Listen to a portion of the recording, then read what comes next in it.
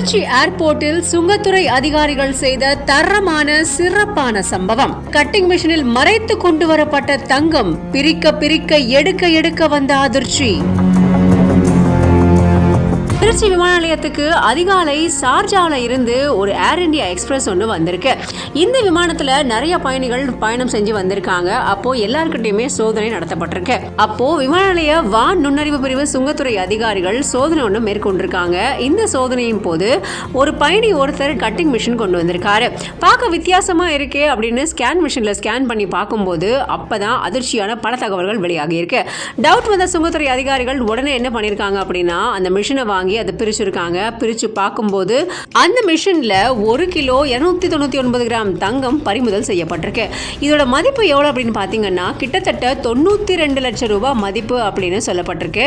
அந்த நபர்கிட்ட சுங்கத்துறை அதிகாரிகள் விசாரணையை மேற்கொண்டிருக்காங்க. மேலும் அடுத்த கட்ட விசாரணையை அந்த நபர்கிட்ட சுங்கத்துறை அதிகாரிகள் மேற்கொண்டிருக்கிறதா தகவல்கள் வெளியாகி இருக்கு. எப்படி எல்லாமோ வித்தியாசமா யோசிச்சு தங்கத்தை கடத்தி கொண்டு வராங்க. பட் இருந்தாலுமே சுங்கத்துறை அதிகாரிகள் ரொம்ப கவனத்தோட அதை பிடிச்சிடுறாங்க. இருந்தாலும் இந்த மாதிரி உரிய ஆவணம் இல்லாம கொண்டு வரப்பட்ட தங்கங்கள் ஆங்காங்கே பிடிபட்டு தான் இருக்கு. என்னோட ஸ்கூல் மேட் நாங்கெல்லாம் டிஎஸ்சில ஒண்ணா படிச்சோம். நாங்களே மார்க் 50 வயசு தான் தெரியும். ஆனா ஒண்ணா தான் படிச்சோம். இல்லடா நாங்கலாம் இப்போ வந்து நான் வந்து இந்த பிள்ளைங்களுக்கு வந்து ஸ்போர்ட்ஸ் தான் எனக்கு சொல்லி கொடுக்க போறேன்.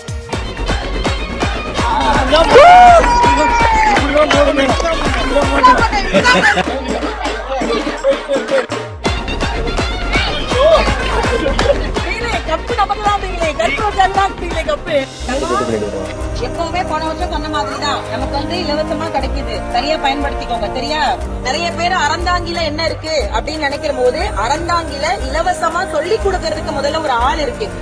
மாறுமோ தானா நிலை எல்லாமே தன்னாலே போராடு நீயே அறம் உண்டாகும் மண்மேலே மீதி அறந்தாங்கி வந்தோடனே நண்பர்கள் எல்லாம் பாக்குறது ஒரு மாதிரி சந்தோஷமாயிடுச்சு. நான் போய் சிங்கப்பூர்ல எனக்கு இருக்கிற ஒரு நண்பன், நான் சிங்கப்பூர் போனா உரிமையா ஏதாவது வாங்கி கொடுத்தாங்க அப்படி கேட்கிற இடத்துல அந்த நண்பன் இருப்பான். நான் யார்ட்டையுமே அவ்வளவு ஈஸியா அதுவும் கேட்ட மாட்டேன். இன்னைக்கு வந்து நண்பர்கள் கூட்டம் ஆயிடுச்சு. அதனால எல்லாரையுமே இன்னைக்கு மீட் பண்ணிட்டேன். 10 வருஷமா வந்து இலவசமா குடிப்பந்து சொல்லி கொடுத்துட்டு இருக்கான் என்னுடைய நண்பன். இன்னைக்கு வந்து பால், முட்டை, வேர்க்கடலை டெய்லி என்ன கொடுக்குறேன். 45 டேஸ்க்கு ஃப்ரீயா கொடுத்துட்டு இருக்கோம். அது மட்டும் இல்ல விளையாட்டும் ஃப்ரீயா சொல்லி கொடுத்துட்டு இருக்கான். அவ்வளவு ஒரு சேவை மனப்பான்மையோடைய என்னுடைய நண்பன்